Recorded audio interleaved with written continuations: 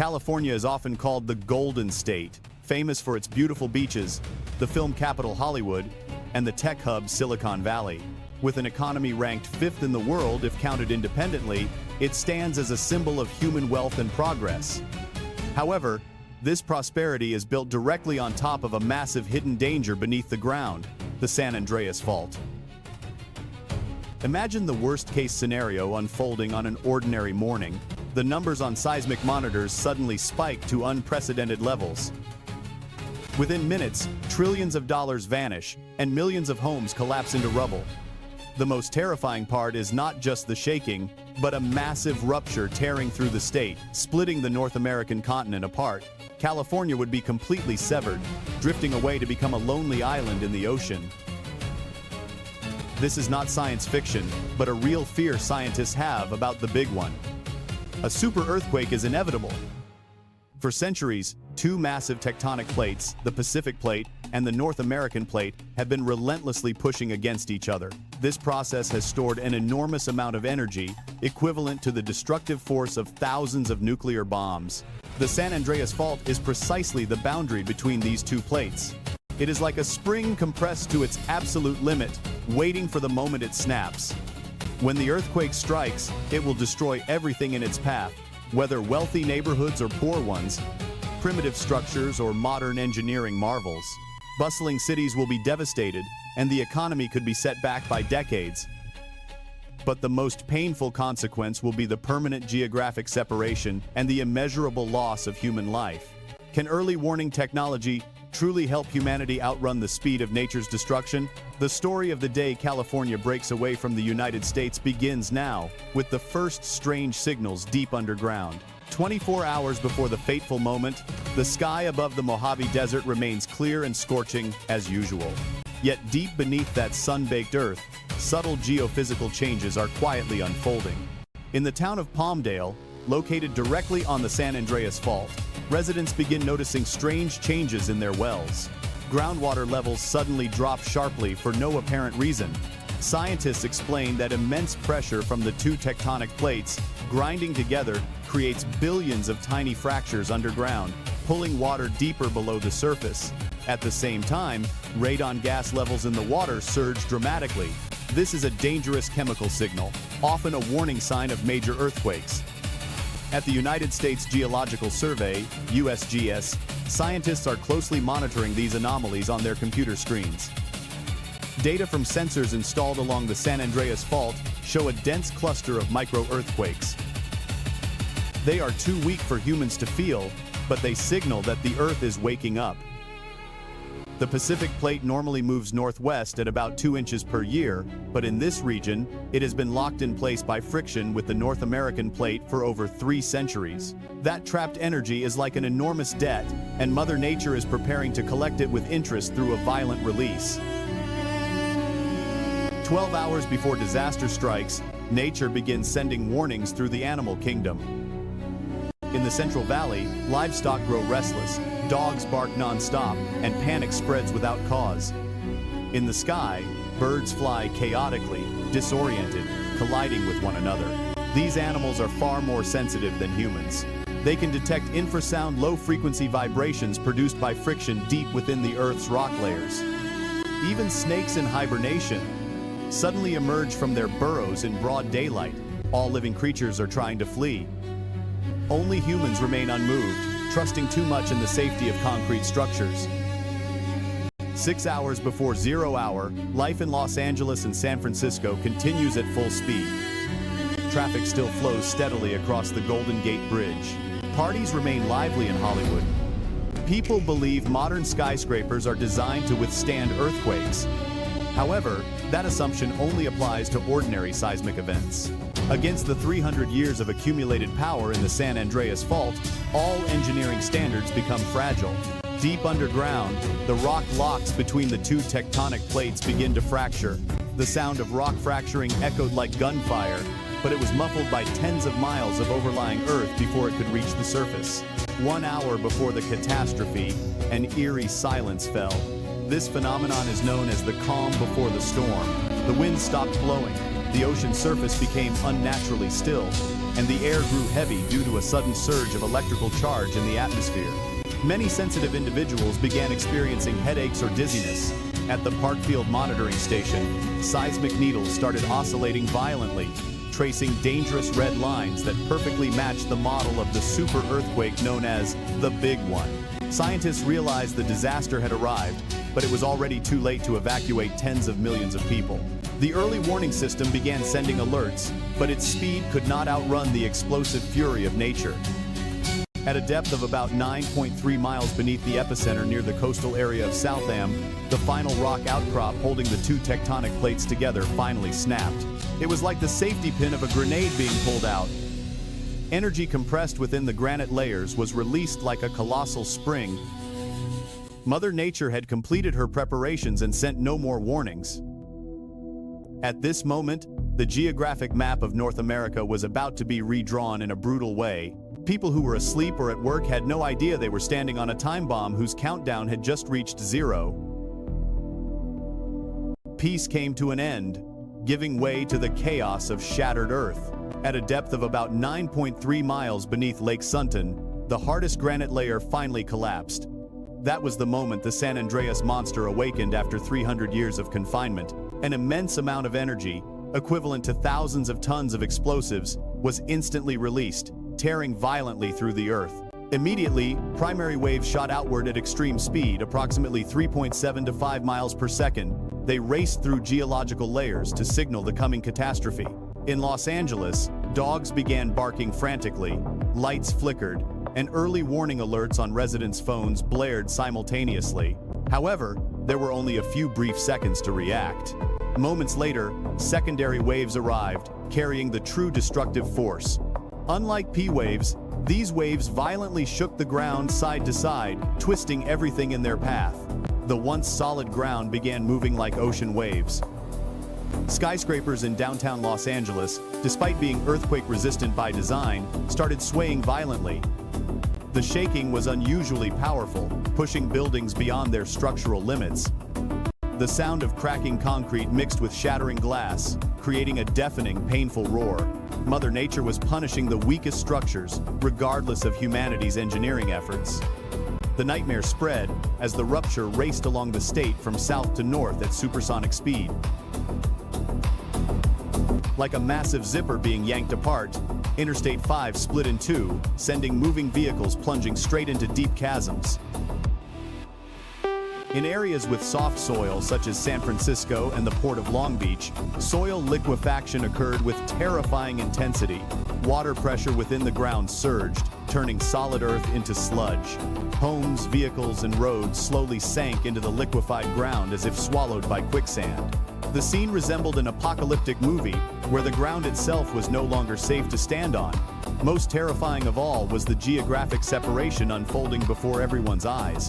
A massive rupture hundreds of feet wide stretched for nearly 800 miles along the San Andreas Fault. The ground shook so violently that entire sections of the Sierra Nevada range collapsed. Where the rupture passed, oil pipelines snapped, triggering massive fires. Internet cables were severed, cutting California off from the rest of the world. The entire western continental plate, including Los Angeles, San Diego, and parts of San Francisco, began sliding away, completely separating from the United States. From space stations, astronauts witnessed an unprecedented sight. The U.S. coastline was being violently reshaped. Pacific Ocean water surged into the Lea, forming a new strait. California was torn apart, drifting away like a colossal raft in the open ocean. Within minutes, all social order collapsed, and humanity appeared utterly insignificant before the power of nature. The Great Slip was complete. The San Andreas Fault left a permanent scar on the Earth, proving that no human stronghold is truly invulnerable. Just as the ground finally stopped shaking, a chain of cascading disasters began turning California into a living hell. While survivors stood in shock amid the ruins, another threat arrived from the ocean. The displacement of tectonic plates beneath the seafloor forced an enormous volume of water upward, generating a tsunami moving at jet aircraft speed, crashing straight into the defenseless West Coast. At beaches like Santa Monica and San Diego, the ocean suddenly pulled far back, exposing the barren seafloor. This was the deadly warning sign nature was giving. Moments later, a wall of water dozens of feet high slammed ashore like a gigantic bulldozer, wiping out everything in its path. Massive cargo ships were lifted by the waves and hurled deep into the city. Seawater rushed into cracks and drainage systems, turning streets into deadly rivers that swept away homes and vehicles. It wasn't only water fires began erupting everywhere. Underground gas pipelines ruptured in massive numbers. Leaking gas met electrical sparks, triggering huge explosions and towering firestorms. With firefighting water systems destroyed, the fires spread uncontrollably.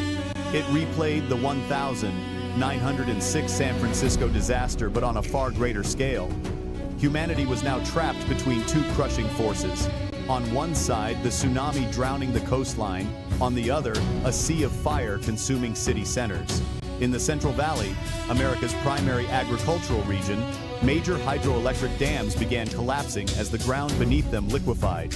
Billions of cubic yards of fresh water surged downstream, causing catastrophic flash floods. But the true tragedy came as the massive rupture widened, allowing seawater to surge far inland and mix with fresh water. Fertile farmland was permanently salinized, turning into deadly marshes and posing a severe threat to the nation's food supply. The unthinkable had become reality. California was truly drifting away. The rupture along the San Andreas Fault had widened into a new strait, completely separating the western landmass from the North American continent. Major bridges and highways connecting to other states were torn apart and plunged into the sea. Rescue vehicles from neighboring states could only stand helplessly at the edge of the abyss. The routes were gone. With power outages and total communications failure, California became a completely isolated island. Now, California was like a ship whose anchor line had snapped, drifting freely in the Pacific Ocean. The cries for help of millions were swallowed by the roar of waves and fire. There were no escape routes and no immediate aid. People were trapped on their own homeland, now reduced to a devastated island. Despair spread as residents realized they had been cut off from the civilized world, forced to face nature's unrelenting fury alone. As the sun set over the Pacific Ocean, darkness began to engulf California. This was not an ordinary evening, but the darkest night in U.S. history. The sun sank behind massive dust clouds and towering columns of black smoke from oil and gas fires, creating a terrifyingly bleak scene. Total blackout followed. Los Angeles skyscrapers and San Francisco's suspension bridges no longer glowed with light. The only illumination came from flames burning amid the ruins. California now resembled a desolate battlefield, where humanity realized how fragile it was without modern conveniences. The first night after the disaster was the most brutal test. Temperatures plunged, especially in desert regions, sending bone-chilling cold through every survivor. With homes destroyed, millions huddled in makeshift shelters of torn tarps or broken trees. At this moment, the line between rich and poor vanished completely. Executives, actors, and laborers were all the same, hungry, thirsty, and terrified. Clean water became more valuable than gold as supply systems failed or were contaminated by salt water. Hospitals collapsed or became overwhelmed, and the cries of the injured and children separated from their parents echoed everywhere. The geographic separation pushed people into deeper despair. Looking across the San Andreas rupture, the distance was only a few miles, yet now impossible to cross. Seawater flooded in, forming a strait, turning California into a lonely island with no bridges, ferries, or operating airports. People felt completely abandoned.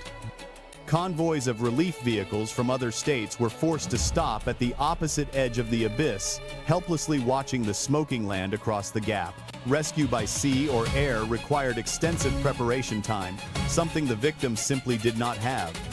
Deep underground, aftershocks continued relentlessly, like follow-up punches from nature itself. Each time the ground trembled, crowds panicked, scrambling for shelter, yet nowhere was truly safe anymore. Total loss of communication turned the region into an information black hole.